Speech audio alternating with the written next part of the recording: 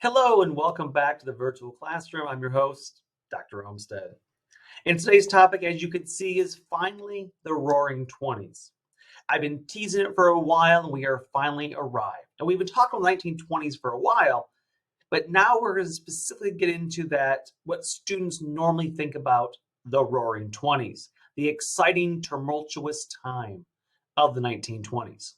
But as always, before we begin, take a moment, hit pause on this video, jot down the lecture outline to your right, and pay particular attention to those key terms at the left. Make sure you can identify the who, what, where, when, why, be able to connect them to each other, and their larger historical significance. You got it? Let's get started. So, World War I.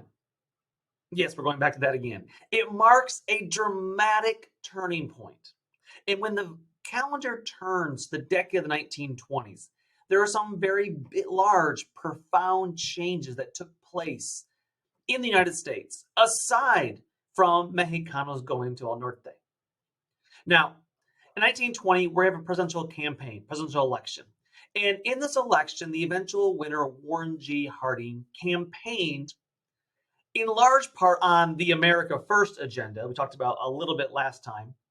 But he also, his big campaign slogan was a return to normalcy. And again, I'm not trying to, if you are a big fan of Donald Trump, I'm not trying to make fun of him here, but the whole Make America Great Again, that slogan is not new. Warren G. Harding's A Return to Normalcy was the exact same slogan. In other words, both MAGA and return to normalcy are this idea that we need to, get America back again, or we need to turn back the clock to a better time in history when, America was better. And so something is wrong now that we need to turn back the clock to a better time. In this case, and again, I'm not fully sure, living through the last, several years of U.S. history, knowing what Make America Great refers to when to turn back to a better time. But I do know when Warren G. Harding was referring to. And a return to normalcy was returning to the so-called good times of the Gilded Age, the better times in U.S. history, when businessmen ran things. In other words, return to this period preceding the era of reforms and high idealism, before the progressive era, before people tried to clean up that crap of the Gilded Age. And of course, when you say things like return to normalcy, go back to a better time in U.S. history, the question is, when was that, and who was that time really better for?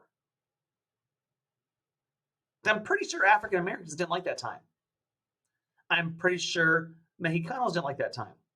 I'm pretty sure the average everyday American, the vast majority of workers, did not enjoy that time. Because it was rife with exploitation, racism, and, nativism. And so he campaigns on this, and yes, he does win. But the thing is, again, the reason we know he's talking about big venture capitalists, big businessmen, corporate America is because the reality is, in post-World War I, when you look around the country, there's a whole lot of things that are different than they were in the Gilded Age. This is a very exciting, but also frightening time to be alive. For example, technology. This is the Roaring Twenties. And the United States was changing. And again, other than, we'll get to this in our next lecture, but other than our economic policy of supporting big businesses at the expense of workers, this idea of return to normalcy was anything but normal in the 1920s. Everything was in turmoil. We see rapid changes in transportation, communication, sciences. There's a growing sense that the 20th century was nothing like the 19th century. And this era was a bewildering era to a lot of people. Take consumerism, the emergence of a consumer purchasing culture. Americans in the 1920s were no longer just buying things out of need. They were buying things out of want, of desire, out of luxury. See, in the 19th century, you bought things strictly for survival. At least the average person did. But even the 1920s, even the common person are starting to buy things like washing machines, like canned soup. They are becoming excessive purchasers and excessive spenders. And of course, as we'll get to later on, Mexicanos were very much a part of this consumer culture. In fact, targeted. And of course, the epitome of this new culture, this new technology coalescing with this consumer culture is, of course, automobiles. And this is vitally important to understanding the 1920s. So, the brief history. In 1908, Henry Ford debuts the Model T. It hit the road at a price of $845. This was one of the cheaper cars made in America, but it was still too expensive for the average person to afford it. And so Henry Ford makes a trip to Chicago, and he begins to study the meat processing industry. And what made meat processing industry different than, say, building a car was that in the meat processing industry, you stood in one position and the cow would move in front of you on a conveyor belt. And you, as the worker, would only do one part of the cow. In other words, you might slit the throat to let the blood drain. You might cut the head off. You might cut the hide off. But you only do that one job all day repetitively. It's low paid. It's unskilled. In other words, anyone can be taught to do it in a few hours. And in moving the cow rather than the person, it speeds up the efficiency. And this, of course, becomes the assembly line. And Henry Ford employs this technology for automobiles. And in doing so, he's able to cut the cost because he's able to cut the assembly time in half. And so in 1908, that Model T Ford cost $845. In 1925, it's now cost $285. And by 1927, Henry Ford has sold 15 million Model T Fords. I could not stress this enough. The auto industry changes the face of America because now you need paved roads. Otherwise, these car tires will break off. You have urban sprawl as people begin to move to the suburbs. You have new real estate markets. You have roadside economy of restaurants and service stations and gas stations and motels. All these things are new in existence largely, or expansion largely, because of the advent of cars. But perhaps even more important to the average person, the automobile generated an unprecedented freedom. Think about it. If you're a person who's 15 or 16 or 18 or 25, however old you are, whether you're before age 16 getting your license or you're past that point, like I am, I can still remember the thought when I was 15, when I was 14, I get my car. When I turned 16, I get my car, I get my license. And yes, I got my license when I turned 16. The day I turned 16, I went to the Secretary of State, I got my license. For the first time ever, I could be alone in my car and go places and have no parental oversight. This was the allurement of freedom for a young person. And here you have not just those people turning 16 that year, but you have an entire generation who are now able to get out from their parental supervision without having parental chaperones. And of course, what do you think is going on in these cars? Yeah, naked. Go up to make out point. And yes, of course, sex. The automobile changes the face of America not only in economic terms or transportation wise, but it helps usher in a new sexual freedom that is very much in response to the Victorian era of early generations. And of course, this includes Mexicanos. Especially, this is providing a new opportunity for young Latinas who were finally able to get out of the household without chaperones much more easily. And you have to understand just how important this is. This coincides with consumerism. Advertising agencies will kick into high gear as well, creating mass media sites such as ABC, NBC, CBS. And while they start out as radio and advertising, they will eventually move into, of course, television. This only furthers the consumerism, as advertisements push new products proclaiming a new, better life. This was fueled by the expansion of credit and also the creation of the first real middle class as a result of the economic post-war boom that expanded industry, funded through credit, allowing people to purchase items without having cash in hand. But as I said, Mexicanos will also play a major role in this. In places like Los Angeles, these new advertisers begin to directly target Mexicanos with Spanish language ads. Historian George Sanchez, if you look carefully behind me, you can see his book, Becoming Mexican American. He would explicate how corporate radio sponsors in the mid-1920s were quick to understand the profitability of ethnic programs. Large advertisers like Folgers Coffee used radio airtime to push their products for a Spanish language audience. And more often, local businesses began to appeal to Mexican immigrants that would frequent their establishments. They began to advertise directly to them as a way to make sure that these, they're not losing money or not leaving cash on the table, so to speak. They begin targeting these products toward the Spanish-speaking community of Los Angeles. Remember, Los Angeles is home to the second largest group of Mexican-descended peoples outside of Mexico itself. And they begin to specifically target the Mexicano people with both advertising like you see Folgers Coffee, as well as beauty creams. Some even advertising lighter skin to make them appeal toward whiteness. But at the same time as the car industry and consumer industry is expanding, there was the beginnings of the movie theater industry. Film begins to explode in the 1920s with more than 95 million moviegoers every week. This was troubling for the guardians of old morality.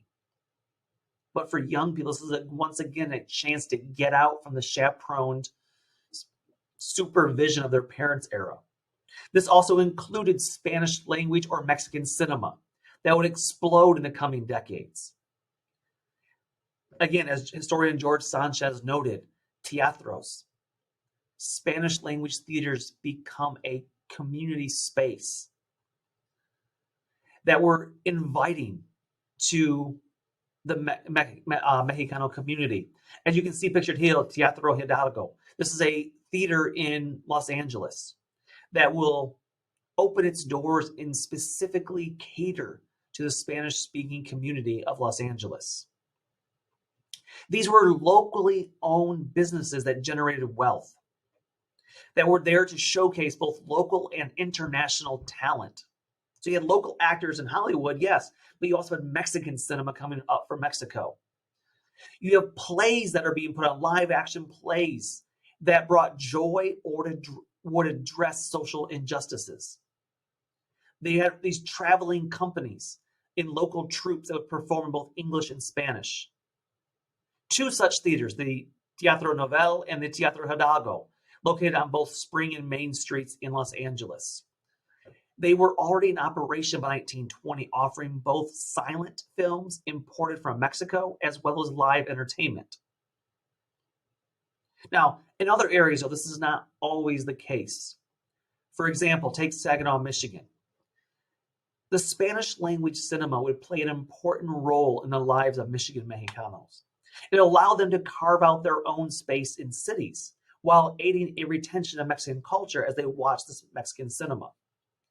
In Saginaw, Michigan, La Unión Cívica Mutualista co-founder Vicente Lopez recalled loving to walk down to the Gem Cinema on 6th Street.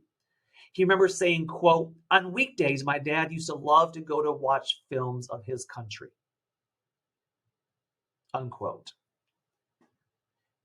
But it wasn't just their theater. They shared it as the Black Theater.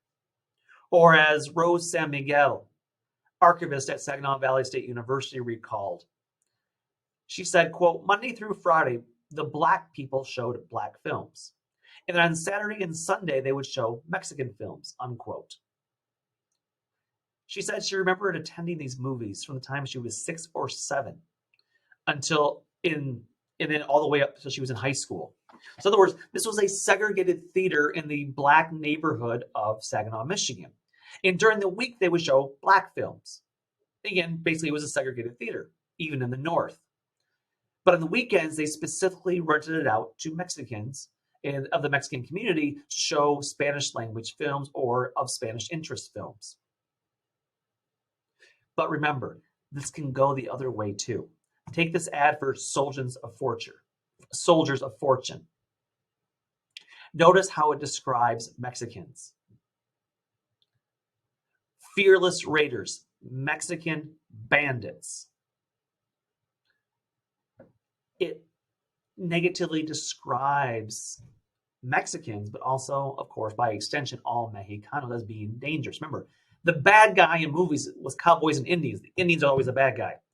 And it came time to this post-1920s, a lot of these films are being made about the Mexican Revolution period. Pancho Villa, for instance, and he's always the villain in US-made movies. But what the theater represented was a leisure activity. And these leisure activities, or these leisure spaces, became or represented what some scholars refer to as the third space. So, in spite of the hardships of life within the United States, living amongst Anglo society, Mexicano men and women would transform and expand their arena of leisure for their own purposes. Leisure spaces could include things like movie theaters or teatros. They would include things like saloons and pool halls, baseball clubs, churches, the Fiestas Patrias, other festivals, and of course, movie theaters. Employers, city officials, and social reformers all made concerted efforts to control the lives of working men and women in the community, including how and where they spent their leisure time. Remember, company towns. These were designed to kind of control the working class. But despite those efforts, Mexican immigrants and Mexican Americans would use certain leisure activities to build ethnic and worker solidarity, to forge relations with employers and city officials and the Anglo residents to achieve greater power in the community. In other words, when Mexicanos go into these leisure spaces, these third spaces, they're able to take some control and create a space and a place for themselves. Now, please note, these leisure spaces do not automatically lead to assimilation. This is not necessarily about assimilation, but this is about negotiation of your cultural identity in the face of working class realities. Mexicano men and women, they drew upon their cultural resources at their disposal, these pool halls, these sporting events, their churches, patriotic festivals, to build ethnic solidarity, to bring them together, to use these spaces as a place you can talk about social inequalities, to mobilize oppositional resistance, and to extent improve the condition of their life. Remember, life at work can be hell. This provides joy and pleasure, and it gives people a time to relax and converse in a space that's theirs to define. This is why I've said before the fiestas patrias were so important. So were Mexicano-owned businesses like the Teatro Hidalgo, like barber shops, like the other movie theaters, like pool halls. These cultural celebrations, whether on the baseball field or during a fiesta, they provided Mexicanos and the mutualistas a way to resist the ever-present harassment and to aid the creation of both Mexicano-friendly physical and cultural environments. Mexican cultural ideals brought to and developed in the United States were able to be more developed and changed. Remember, this is not Mexican or Anglo culture. This is a third space. This is the creation of a distinct Mexican-American identity. And of course, along with this, you see some ideas here, Mexican restaurants, of course, which have become popular nowadays to an Anglo audience. But at 1920s, while some Anglos obviously ate there, these were predominantly for their own within the community. But they were locally owned. They were able to retain food culture from their past. Churches, of course, or the one in the bottom middle there, you see discos, record store, music from the homeland, or just in Spanish in general. But certain of these activities, including saloons, pool halls, bootlegging, were also creating a third space for machismo. Mexican male leisure culture specifically. So Mexicano male, single or married, they would drink collectively with other men, gamble their earnings in poker and pool games, and would seek sexual services from prostitutes. And these pool halls became like a central hub of information and a place that allowed the men to cash their work checks and to send money abroad, sometimes back to Mexico or just the Southwest United States if they're in the Midwest. Women would also take part in this as petty sellers, lookouts, go-betweens, and often in these underground saloons in the 1920s as consumers. Think about this. This is the 1920s. They were promoting a sense of Mexicanness. They're still, remember the government is trying to promote that low Mexicano, right? Trying to promote that Mexicanness quality. But for the Mexican Americans and the Mexicanos who are living in the United States, this is about creating their own cultural identity. The pool halls, yes, there are some negative aspect of them, such as gambling or machismo that says men should tower over women at times. The pool halls serve as a central gathering place where workers could discuss grievances and strategize union work activities. But realize that bootlegging was also more than an economic strategy. But this is the 1920s. This is prohibition, right? Bootlegging is a big deal. And it represented a way for men to construct a masculine identity and culture within their families and communities. Men demonstrate their physical strength, their courage, their virility through gambling, drinking, carrying a gun, and of course, bootlegging. These became ways for men to be men or for women to enter into the economic space. They became a way to kind of protest against the man, protest against the laws, a way to assert their own control and destiny of their lives by doing the same things Anglos were doing, bootlegging. But within their own communities, they became heroes and legends. Now, I want to be very clear. Any gains that were made, as far as I'm talking about this as if they became a leading member of society. No, they did not. Gains were modest at best.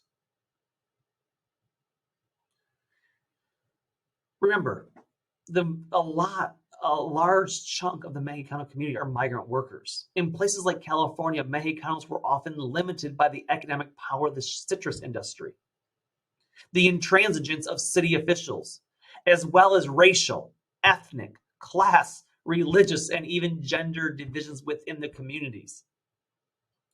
But nonetheless, this becomes the kind of foundation of Mexican American groups that will blossom into a political force.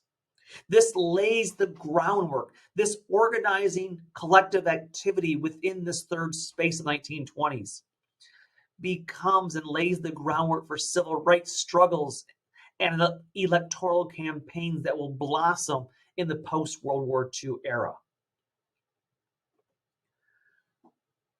It is that you have to create that foundation to lead to success later, which will include the desegregation of recreational facilities and the election of Mexican American candidates to political offices. Other examples of this third space. There's a picture of the, as they were known, the tiquileros, the bootleggers. Other examples of the third space include language. Language itself becomes a third space activity. For example, the Mexican anthropologist Manuel Jamio in 1928 listed at least 26 words that had become accepted as everyday street Spanish in Chicago. In other words, these are adopted English words into a Spanish structure. So for example, the Spanish word patios became yardas from the English word yard.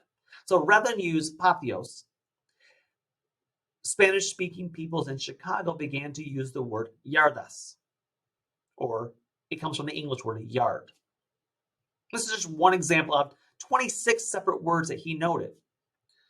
These language adaptations, though, are examples of Mexican Chicago's third space, the unique space between being a Mexican in Mexico and being a quote-unquote white American.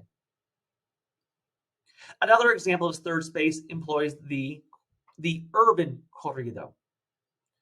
Much like the canción ranchera, embodied what traditional music style from the countryside while adapting it into a more commercially oriented environment.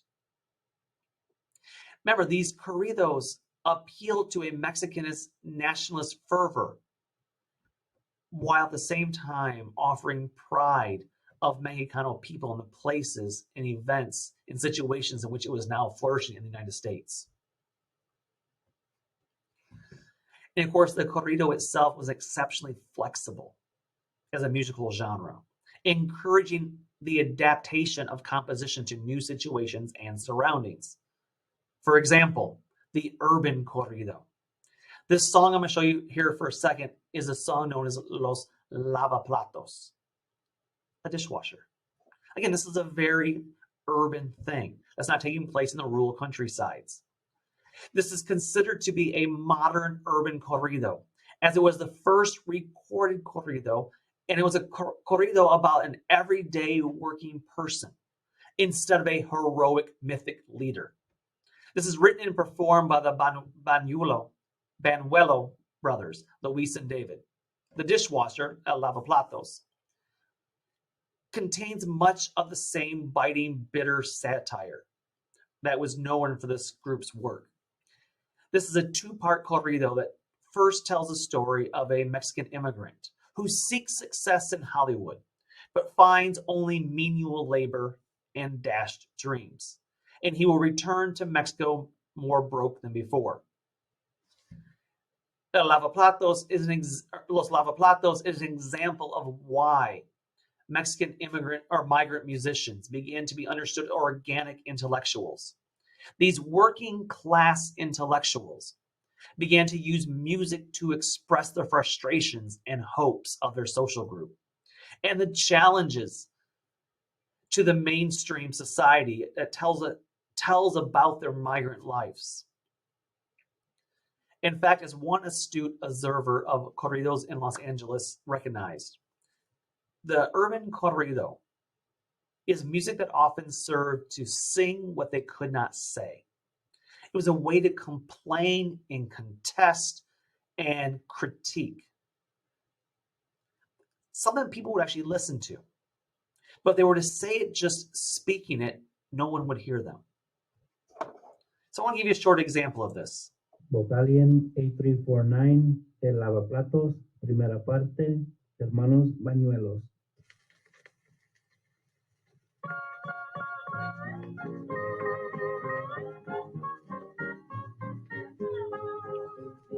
Soñaba en mi juventud ser una estrella del cine y un día de tantos me vine a visitar Hollywood. Un día muy desesperado por tanta revolución me pasé para este lado sin pagar la emigración. ¡Qué vacilada, me pasé sin pagar nada!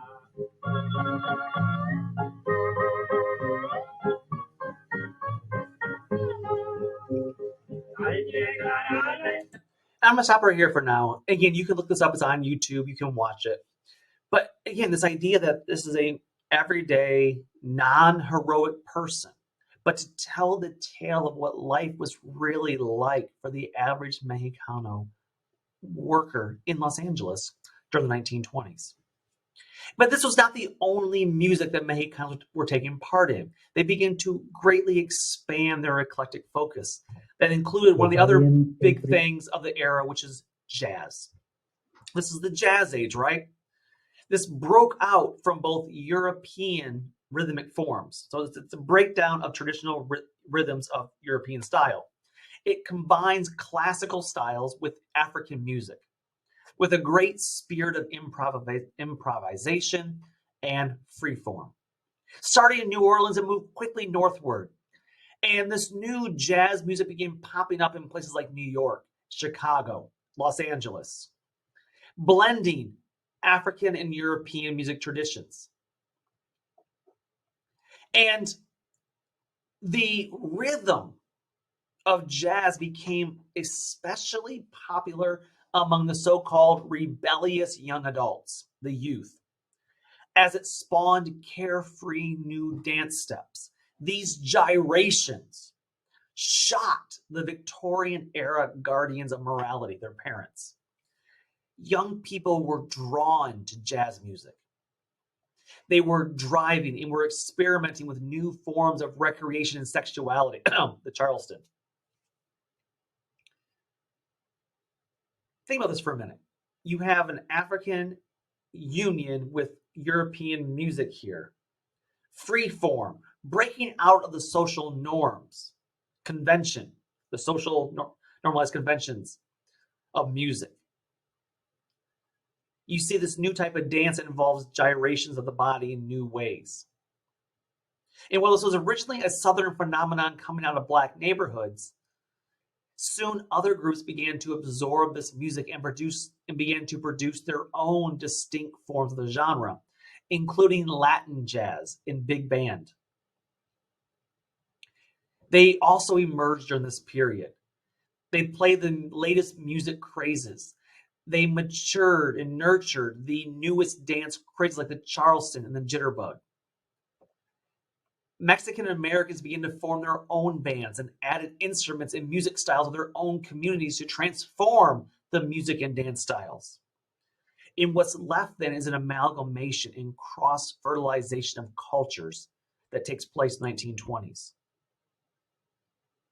This in and of itself was problematic to old guard Anglos. But I want you to understand this.